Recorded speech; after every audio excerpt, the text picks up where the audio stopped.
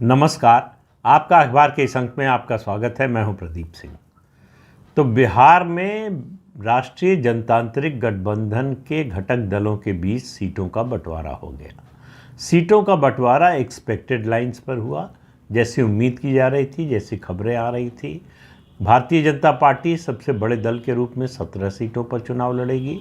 Janata Dal United 16 सीटों पर लड़ी, जितने पर वो जीती थी। भारतीय जनता पार्टी, आपको याद दिला दे, 17 सीटें लड़ी थी पिछली बार, 17 जीती थी। जनता दल यूनाइटेड 17 सीटों पर लड़ी थी, 16 जीती थी। जितनी जीती हुई सीटों की संख्या है उतनी सीटें मिली हैं दोनों पार्टियों को। लोक जनशक्ति पार्टी, रामविलास पासवान, जो चिराग पासवान की पार्टी है, उसको 5 सीटें मिली हैं।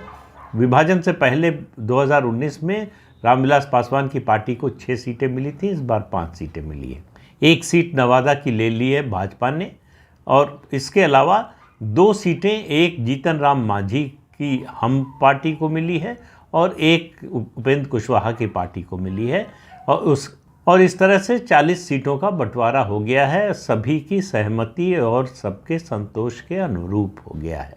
पशुपति पारस, जो चिराग पासवान के चाचा हैं, जो केंद्र में मंत्री हैं, उनकी पार्टी को या उनके घटक को कोई सीट नहीं दी गई है, क्योंकि भारतीय जनता पार्टी को इस बात का एहसास है कि रामविलास पासवान की जो राजनीतिक विरासत है, उनकी पार्टी का, उनके समाज का जो जनाधार है, जो समर्थन है, वो चिराग पासवान के साथ है। तो चिराग पासवान की एनडीए में वापसी के साथ साथ उनको वही सम्मान मिला है जो उनके पिता रामविलास पासवान को एनडीए में मिलता था। अब प्रश्न ये है कि ये बंटवारा हुआ कैसा है। अब इसको देखने का 2 नज़रिया है। एक नज़रिए से अगर आप देखें तो लगता है कि नीतीश कुमार भारी पड़े, भारतीय जनता पार्टी से उन्होंने अपनी पालकी उठवाई है, घटी दरों पर आए हैं, इसके बावजूद सीटों की संख्या कम नहीं होने दी है। 1 सीट कम होना कोई बड़ी बात नहीं है, क्योंकि 16 सीटें जीती थी, उनके सिटिंग जितने एमपी हैं उतनी उनको सीटें मिल गई हैं। मुझे नहीं लगता कि उनको कोई शिकायत होगी इससे। उम्मीद की जा रही थी कि शायद बीजेपी और ज़्यादा सीटों पर अकेले लड़ना चाहेगी, लेकिन ऐसा हुआ नहीं। भारतीय जनता पार्टी ने 17 सीटों से जिन पर जीती थी उससे संतोष कर लिया है। तो क्या भारतीय जनता पार्टी नीतीश कुमार के दबाव में आ गई? क्या भारतीय जनता पार्टी नीतीश कुमार की पालकी अभी और ढोने के लिए तैयार है? नीतीश कुमार का वो प्रभाव बिहार की राजनीति में नहीं रहा जो 2019 में था। 2020 के विधानसभा चुनाव से उनके प्रभाव में गिरावट लगातार जारी है, और 2024 में भी ये चुनाव प्रधानमंत्री नरेंद्र मोदी का होगा। 2019 में भी जो लोकसभा में उम्मीदवार जितने थे घटक दलों के, वो सब जीते हैं प्रधानमंत्री नरेंद्र मोदी के नाम पर, उनके नाम पर जो वोट मिले। इस बार भी वैसा ही होने वाला है। खासतौर से जनता दल यूनाइटेड के कैंडिडेट्स के साथ तो और ज़्यादा होने वाला है, क्योंकि नीतीश कुमार के नाम पर बिहार में वोट लगातार घटता जा रहा है। तो इसलिए उसकी भरपाई कोई कर सकता है तो प्रधानमंत्री की छवि और उनकी अपील कर सकती है। तो जो सीटें मिली है, 16 सीटें, ये मुझे लगता है कि उनकी शक्ति के अनुरूप नहीं मिली है, बल्कि अनुपात में देखें तो उनकी शक्ति के अनुपात से बहुत ज़्यादा मिली है। अब सवाल ये है कि भारतीय जनता पार्टी ने ऐसा किया क्यों? भारतीय जनता पार्टी ने शक्तिशाली स्थिति में होने के बाद भी इस तरह का समर्पण क्यों किया?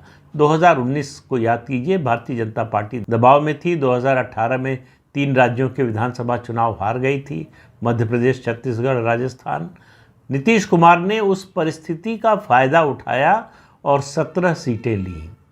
भारतीय जनता पार्टी आज उस स्थिति में है जिस स्थिति में 2019 में नीतीश कुमार थे, लेकिन भारतीय जनता पार्टी ने ऐसा नहीं किया, उसने दबाव नहीं बनाया। तो सवाल यह है कि उसका लक्ष्य क्या था इस गठबंधन के पीछे?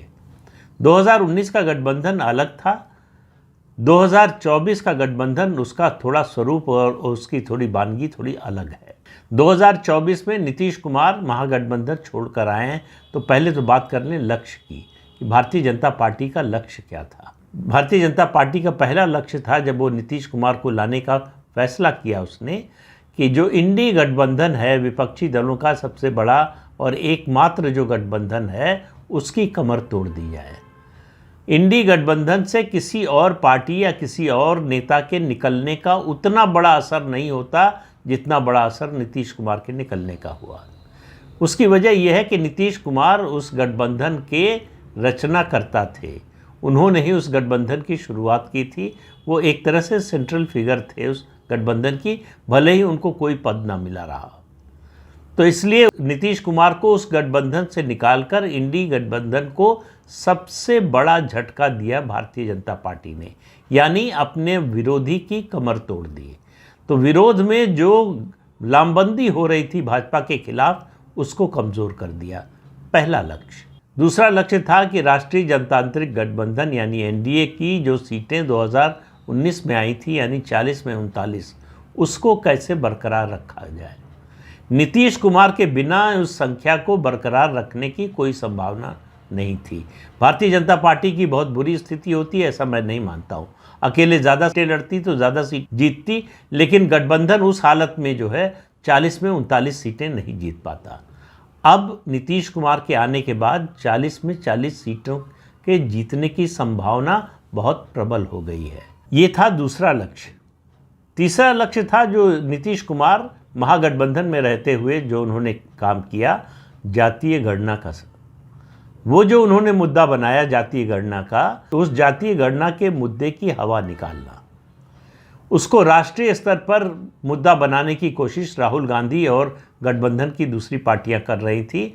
उस मुद्दे की उन्होंने हवा निकाल दी। नीतीश कुमार के एनडीए में शामिल होते ही वो मुद्दा भी अपने आप ही शांत हो गया।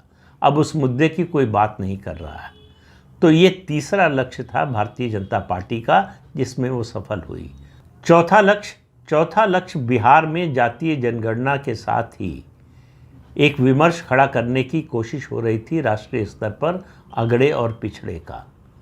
अगड़े और पिछड़े की लामबंदी करके भारतीय जनता पार्टी को पिछड़ा और ख़ास तौर से अति पिछड़ा विरोधी उस खेमे में खड़ा करने की कोशिश हो रही थी। नीतीश कुमार के इधर आने से, पाला बदलने से, पलटी मारने से वो विमर्श खड़ा होने से पहले ही बैठ गया। तो अगड़ा बनाम पिछड़ा का जो विमर्श बिहार से खड़ा करके उसको पूरे देश में स्थापित करने की कोशिश थी, वो कोशिश नाकाम हो गई विपक्षी दलों की। नीतीश कुमार के अलावा और कोई ऐसा नेता नहीं था जो उस मुद्दे को स्थापित कर सके, जिसमें वो क्षमता हो। एक समय था जब लालू प्रसाद यादव ये भूमिका निभा सकते थे, लेकिन अब जेल से आने के बाद लालू प्रसाद यादव का वो प्रभाव नहीं रहा, बल्कि कहें कि उनके सामने आने से नुकसान ज़्यादा है गठबंधन का, फ़ायदा कम है। पांचवा लक्ष्य तात्कालिक नहीं है। पांचवा लक्ष्य दूरगामी है, भविष्य की रणनीति को देखते हुए बनाया गया कि नीतीश कुमार की ये पारी अगर 2024 की नहीं तो 2025 विधानसभा की पारी अंतिम पारी होगी राजनीतिक रूप से। नीतीश कुमार के राजनीतिक रूप से निष्क्रिय होने के बाद या उतना सक्रिय न रहने के बाद या चुनावी राजनीति से हटने के बाद जनता दल यूनाइटेड का जो जनाधार है, जो उसका वोट शेयर है, वोट बेस है, वो उसमें से अधिकांश भारतीय जनता पार्टी के साथ आएगा अगर उस समय तक भारतीय जनता पार्टी और जनता दल यूनाइटेड साथ साथ रहते हैं। तो भारतीय जनता पार्टी को लगा कि उसके लिए ये गठबंधन नीतीश कुमार को लाना, उनका पलटी मारना, उसके लिए विन विन सिचुएशन है।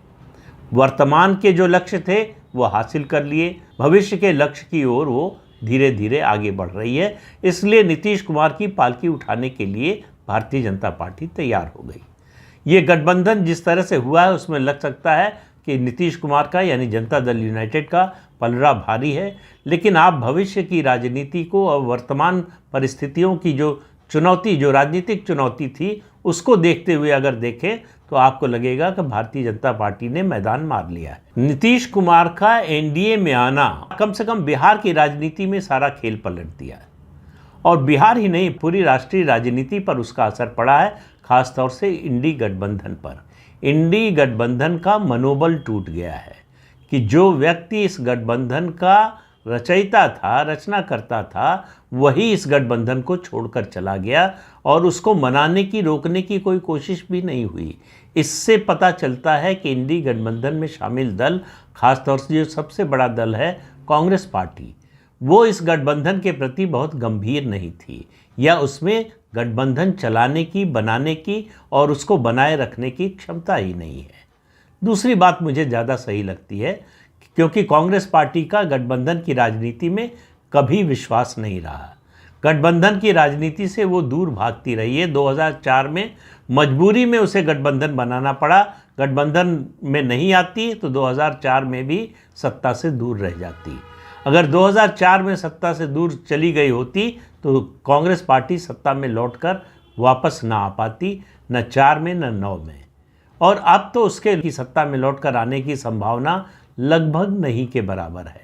कोई चमत्कार ही है जो उसे सत्ता में वापस ला सकता है, लेकिन जो राजनीतिक परिस्थितियां हैं वो साफ साफ कह रही हैं कि दिल्ली दूरस्थ कांग्रेस के लिए।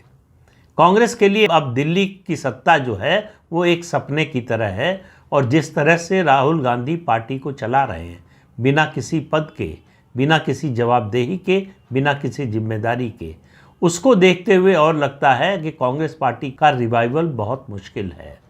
जब लोकसभा चुनाव चल रहे हों तो सबसे बड़े विपक्षी दल के बारे में अगर ये दावा करने से भी उसके साथी दल हिचकिचा रहे हों कि वो सत्ता में आ सकता है, तो आप समझ लीजिए कि उसकी स्थिति क्या है। चर्चा ये नहीं हो रही कि कांग्रेस कितनी सीटें जीत सकती है या क्या कांग्रेस सत्ता में आ सकती है। चर्चा ये हो रही कि क्या कांग्रेस अपना जो वर्तमान उसकी परफॉर्मेंस है, यानी 2019 के चुनाव की 53 सीटों की 53 सीट्स की लोकसभा में, उसको बरकरार रख पाएगी या नहीं। अगर बरकरार रख पाएगी तो क्या उसमें कोई इजाफा कर पाएगी, ये सवाल पूछे जा रहे हैं। तो इससे अंदाज़ा लगा लीजिए कि कांग्रेस का बड़े से बड़ा समर्थक भी कांग्रेस को 100 सीटें देने को तैयार नहीं है। 50 से कम देने वालों की संख्या आपको बहुत ज़्यादा मिलेगी।